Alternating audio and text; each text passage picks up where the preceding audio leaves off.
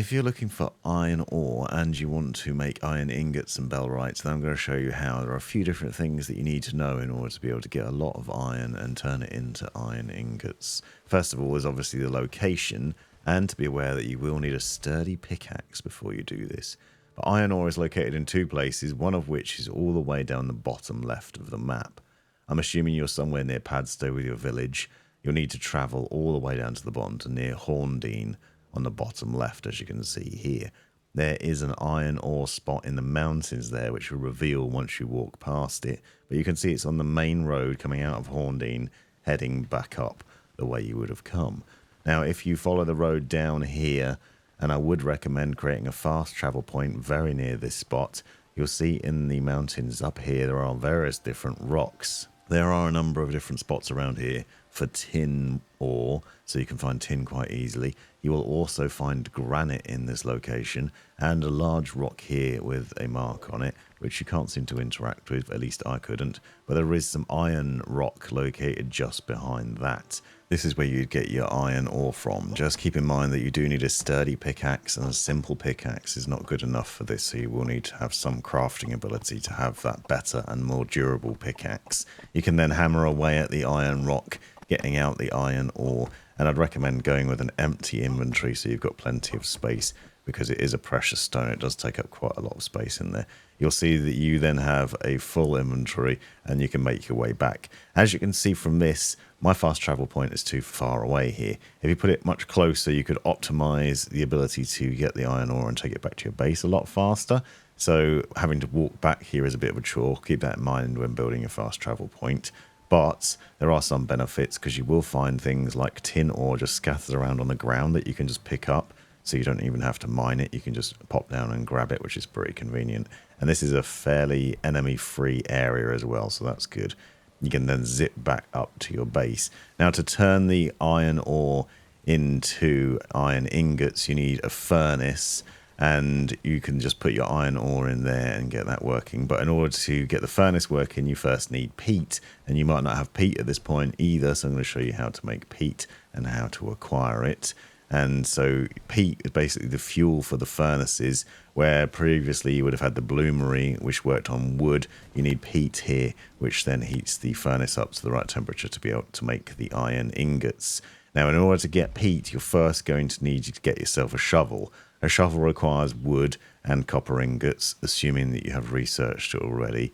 And you probably know how to get these things, especially with copper ingots, which are pretty easy to get. You get some copper stone from a copper ore location, and then you craft it into a copper ingot in the bloomery. Once you've got your copper ingots and your wood, you can then go to a workbench and go about crafting the shovel. Now, I would recommend actually crafting more than one of these shovels, because you can also give them to workers, especially if you've got the right hut for this. They can be used to collect mud and other things as well, but having one of these or two of them can be helpful for getting the peat, especially if you plan on getting a lot, because obviously it will wear down over time. Like iron ore, peat's located in a couple of different places, and unfortunately it's quite away from the start location, and I'd make most of it by using fast travel points as much as you can.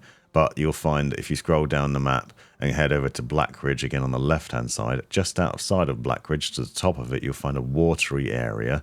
In that area around here, you'll find that there is a peat spot.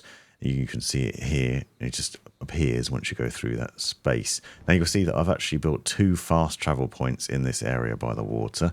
The first one wasn't close enough, so I'd recommend collecting the things that you need to build a fast travel point before you go out, because to optimize collection of peat, you can basically put a fast travel point right next to it, and you can see the peat is here at the very edge. You'll need your shovel to dig it up, because you won't find any loose there. But if you go about digging until you're full of peat, you can then fast travel back to your base and deposit it. Now, what I'm doing is making the most of this by having a fast travel point here. And then what you can do, instead of just going straight back, is you can actually just drop the peat on the floor that you have. So I thought about basically going back to my base and depositing it. But instead, if you open up your inventory, click on your Alt key and then left click on the peat, it will drop it all on the floor. So you can see I've just dropped it out of my inventory and out of my bag onto the floor, and then you go back to digging up some more. The reason for this is obviously it's a chore to go through the digging process for digging up the peat here. It takes some time and you don't want to have to keep coming back to do that.